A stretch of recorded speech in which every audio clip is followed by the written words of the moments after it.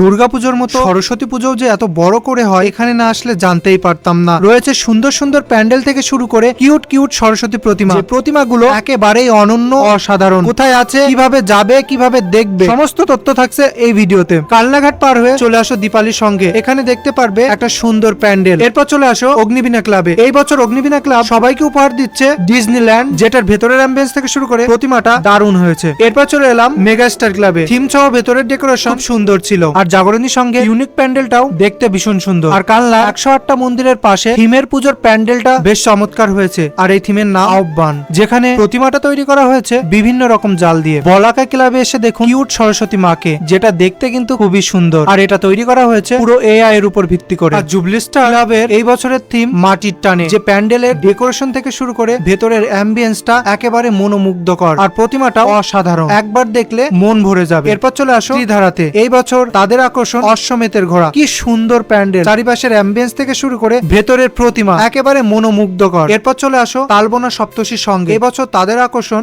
আমেরিকার স্বামীনারায়ণ মন্দির, যতটা বড় এবং সুন্দর যেটা মুখে বলে প্রকাশ করা যাবে না। আর এখানকার প্রতিমাটা তৈরি করা হয়েছে মা সরস্বতী এবং মা রাধার সংমিশ্রণে। এছাড়াও কালনাতে আরো প্রতিমা এবং প্যান্ডেল রয়েছে, তোমরা চাইলে ঘুরে ঘুরে দেখে নিতে পারো। আর এর মধ্যে কোন প্রতিমাটা আর কোন প্যান্ডেলটা তোমাদের কাছে সব থেকে ভালো লাগলো অবশ্যই কমেন্ট করে জানিও। আর কালনা থেকে ভিডিওটা দেখে থাকলে অবশ্যই ভিডিওটা শেয়ার করে দিও।